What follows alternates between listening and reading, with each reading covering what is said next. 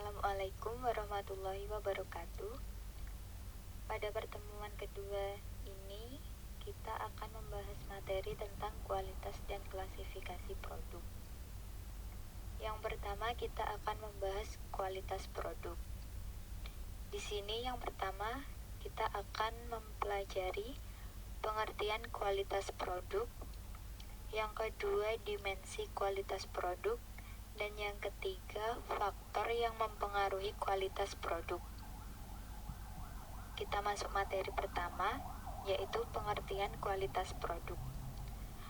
Menurut Kotler dan Armstrong, kualitas produk merupakan salah satu sarana positioning utama pasar. Kualitas produk mempunyai dampak langsung pada kinerja produk atau jasa. Oleh karena itu, kualitas berhubungan erat dengan nilai pelanggan. Yang kedua, dimensi kualitas produk. Yang pertama, kinerja atau performance.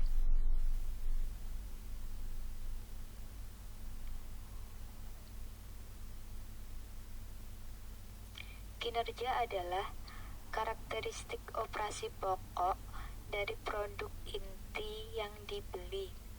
Misalnya, dalam produk mobil meliputi kecepatan, konsumsi bahan bakar, jumlah penumpang yang dapat diangkut, kemudahan, dan kenyamanan dalam mengemudi. Yang kedua, keistimewaan tambahan atau features adalah karakteristik sekunder atau pelengkap. Misalnya, dalam produk mobil meliputi kelengkapan interior dan eksterior seperti dashboard, AC, sound system, dan power steering. Yang ketiga, keandalan atau reliability, yaitu kemungkinan kecil akan mengalami kerusakan atau gagal dipakai. Misalnya, produk mobil tersebut tidak sering macet, rewel, atau rusak.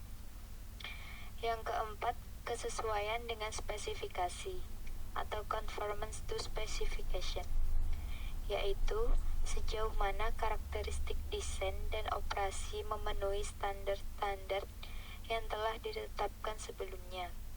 Misalnya, produk mobil tersebut memenuhi standar keamanan dan emisi.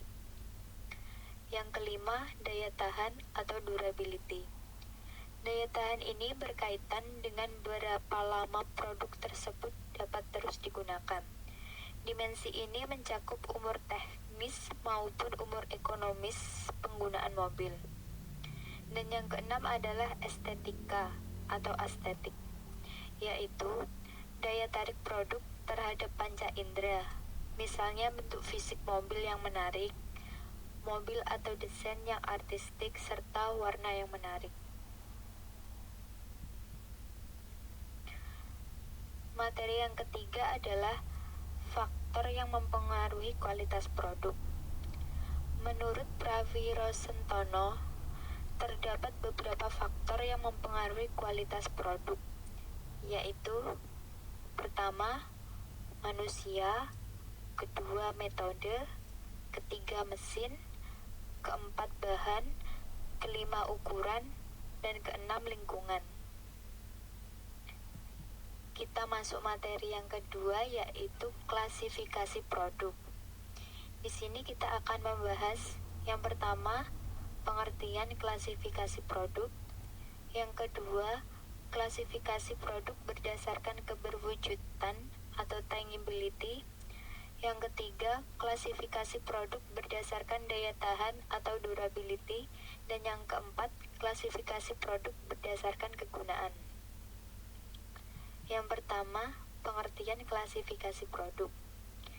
Klasifikasi produk adalah pembagian produk berdasarkan kriteria-kriteria tertentu. Produsen melakukan klasifikasi produk dengan tujuan untuk mendapatkan kelompok produk yang memiliki perilaku seragam atau hampir seragam. Materi yang kedua, klasifikasi produk berdasarkan keberwujudan atau tangibility. Dapat diklasifikasikan ke dalam dua kelompok utama, yaitu Yang pertama, barang. Barang merupakan produk yang berwujud fisik, dapat dilihat, diraba, dirasa, dipegang, disimpan, dipindahkan, dan perlakuan fisik lainnya. Yang kedua, jasa. Merupakan produk yang tidak memiliki bentuk atau abstrak, yang berupa kegiatan atau aktivitas yang bermanfaat dan dapat memenuhi kebutuhan konsumen. Materi yang ketiga, klasifikasi produk berdasarkan daya tahan atau durability. Yang pertama, barang tidak tahan lama atau non-durable goods adalah barang berwujud yang habis dikonsumsi dalam satu atau beberapa kali pemakaian. Dengan kata lain, umur ekonomisnya kurang dari 1 tahun. Contohnya, sabun, pasta gigi, minuman, dan makanan. Yang kedua, barang tahan lama atau durable goods adalah barang berwujud yang dapat bertahan lama dengan banyak pemakaian. Umur ekonomisnya untuk pemakaian normal adalah 1 tahun lebih. Misalnya sepatu, handphone, laptop, TV, lemari es, AC, dan lain sebagainya. Materi yang keempat adalah klasifikasi produk berdasarkan kegunaan. Fandi Ciptono mengklasifikasikan produk menjadi 2 kelompok, yaitu yang pertama, produk konsumen atau consumer goods adalah produk yang dibeli konsumen untuk dikonsumsi sendiri. Yang kedua, produk industri atau industrial goods adalah produk yang dibeli untuk pemrosesan lebih lanjut atau penggunaan yang terkait bisnis. Jadi, perbedaan antara produk konsumen dengan produk industri didasarkan pada tujuan dibelinya produk. Produk konsumen dikelompokkan menjadi 4 jenis. Yang pertama, convenience goods atau produk sehari-hari adalah produk konsumen yang pada umumnya memiliki frekuensi pembelian tinggi, dibutuhkan dalam waktu segera, dan memerlukan usaha yang minimum dalam perbandingan dan pembeliannya. Di sini convenience goods dikelompokkan menjadi 3 jenis. Yang pertama, staples adalah barang yang dibeli oleh konsumen secara rutin. Contohnya sabun mandi, pasta gigi, sampo, dan lain sebagainya.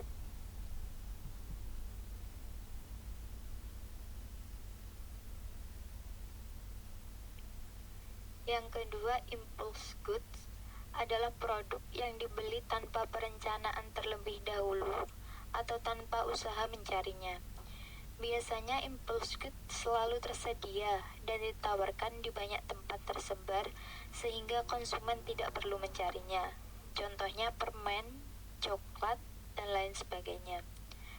Yang ketiga, emergency goods, yaitu produk yang dibeli konsumen karena dibutuhkan secara mendesak. Contohnya jas hujan, payung, dibeli di saat musim hujan. Yang kedua adalah shopping goods, adalah produk konsumen yang pembeliannya dipilih dan dibandingkan di antara berbagai alternatif yang tersedia. Kriteria pembanding tersebut seperti harga, kualitas, dan model. Produk shopping terdiri dari 2 jenis. Yang pertama, homogeneous shopping goods adalah barang yang dianggap serupa dalam hal kualitas namun berbeda harga. Contohnya TV, mesin cuci, tape recorder, dan lain sebagainya. Yang kedua, heterogeneous shopping goods, yaitu produk yang karakteristik atau features dianggap lebih penting oleh konsumen dibandingkan harganya. Contohnya pakaian, perlengkapan rumah tangga, mebel, dan lain sebagainya. Yang ketiga adalah specialty goods atau produk spesial, yaitu produk konsumen yang memiliki karakteristik atau identifikasi merek yang unik. Umumnya, jenis barang mewah dengan merek dan model yang spesifik, misalnya mobil mewah, pakaian yang dirancang oleh desainer terkenal, dan lain sebagainya. Yang keempat, unsought goods atau produk yang tidak dicari, yaitu produk yang keberadaannya tidak diketahui oleh konsumen. Konsumen belum tentu tertarik untuk membelinya. Di sini, unsought goods ada dua jenis. Yang pertama, regularly unsought product, yaitu produk yang sebenarnya sudah ada dan telah diketahui oleh konsumen, tetapi tidak dipikirkan oleh konsumen untuk membelinya. Contoh, ensiklopedia, batu nisan, asuransi jiwa, dan tanah kuburan. Yang kedua, new unsought product, yaitu produk yang memang benar-benar baru dan sama sekali belum pernah diketahui oleh konsumen. Jenis barang ini biasanya merupakan hasil inovasi serta pengembangan produk baru sehingga belum banyak diketahui oleh konsumen. Yang kedua, produk industri atau industrial goods. Produk industri diklasifikasikan dalam 5 kategori. Yang pertama, bahan mentah.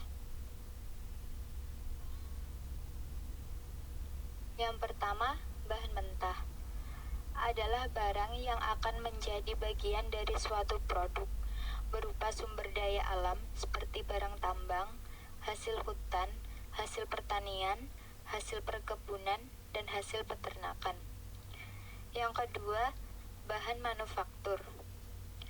Produk industri yang menjadi bagian dari produk jadi. Produk ini telah diproses dalam kondisi tertentu dan menjadi bahan dalam proses lebih lanjut. Misalnya, besi tuang untuk dijadikan batangan baja, benang yang dipintal menjadi kain, dan tepung yang diolah menjadi roti. Yang ketiga, instalasi adalah produk perusahaan yang dibuat tahan lama, berharga mahal, merupakan sarana utama bagi perusahaan pengguna. Misalnya, bangunan pabrik mesin diesel, kereta api, bus untuk perusahaan transportasi, dan pesawat terbang untuk perusahaan penerbangan komersil. Yang keempat, perlengkapan operasi. Digunakan dalam operasi produksi sebuah perusahaan, namun tidak berpengaruh secara signifikan pada skala operasi. Perlengkapan operasi tidak menjadi bagian nyata dari produk jadi. Yang kelima, alat bantu. Tergolong convenience products pada sektor perusahaan. Alat bantu berumur pendek berupa produk berharga murah dan dapat diperoleh dengan mudah. Barang ini digunakan dalam operasi perusahaan, tetapi tidak menjadi bagian dari produk jadi.